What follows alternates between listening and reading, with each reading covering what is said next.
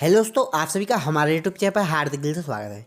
तो यार अभी आरजीबीपी ने recently BE BTech third semester current semester साथ साथ फोर्थ सेमेस्टर बैकलॉग एग्जामिनेशंस का रिजल्ट जारी कर दिया है। तो दोस्तों कुछ स्टूडेंट रेगुलरली मैसेज कर रहे थे, कमेंट कर रहे थे कि मुझे इस सब्जेक्ट में बैक है, मुझे इतने सब्जेक्ट में बैक है, डिफरेंट सब्जेक्ट में बैक लगी है। किसी को एक ही सब्जेक्ट में बैक आई है और किसी को 4 या फिर 3 सब्जेक्ट में बैक आई है।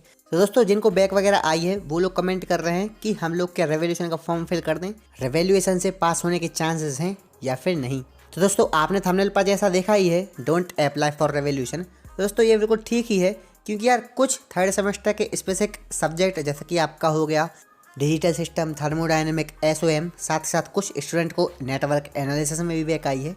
कुछ एक दो सब्जेक्ट और हैं जिनके पेपर बहुत ही टफ आए थे या फिर बोल सकते हैं पूरे न्यूमेरिकल बेस्ड आए थे, जिसके कारण बहुत सारे स्टूडेंट को सिर्फ इन्हीं सब्जेक्ट में बैक आई है। अब दोस्तों बैक आ गई, कोई दिक्कत नहीं है, चिंता ना करें।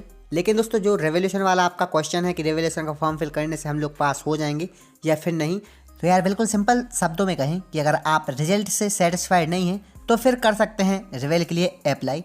बाकी दोस्तों आपको पता होगा कि आपने कितने पेजेस लिखे हैं, कंटेंट कैसा लिखा है, बिल्कुल करेक्ट लिखा है या फिर कितने पेजेस लिखे हैं, साथ साथ रिलेटेड लिखा है या फिर अलग टॉपिक लिख दिए हैं, आंसर में कुछ का कुछ लिख दिया है।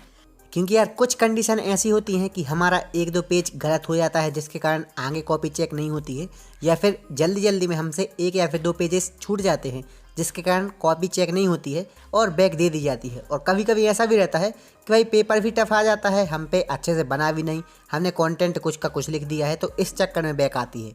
और इसी के साथ अभी मैंने कुछ आपको थर्ड सेमेस्टर के स्पेसिफिक सब्जेक्ट बताए थे, डिजिटल सिस्टम हो गया, साथ साथ थर्मोडायनेमिक, एसओएम वगैरह।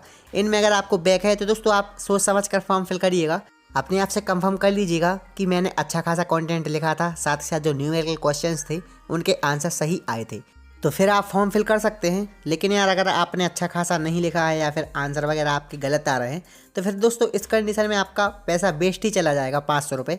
और जो आपका रिजल्ट आएगा उसमें नो चेंज आएगा, क्योंकि जो न्यूमेरिकल बेस्ड क्वेश्चन पेपर आते हैं उसमें जो रेवोल्यूशन का रिजल्ट आता है वो मोस्टली टाइम नो चेंज ही आता है, जैसे कि एज अ एग्जाम्पल मैथमेटिक्स 3। तो दोस्तों आई थिंक आपको क्लियर हो गया होगा कि मैं क्या कहना चाहता हूँ, कि अगर आप सेटिस्फाइड नहीं हैं तो ही फिल करिए। ऐसा नहीं कि मेरा दोस्त कर रहा है तो मैं भी कर दे रहा हूँ, नहीं तो फिर दोस्तों आपके 500 रुपये वेस्ट चले जाएंगे। तो यार आई थिंक वीडियो इन्फॉर्मेटिव रहा होगा। तो यार अगर आप चैनल पर नए हो तो चैनल को कर दे सब्सक्राइब, वीडियो कर they like. Thanks for watching.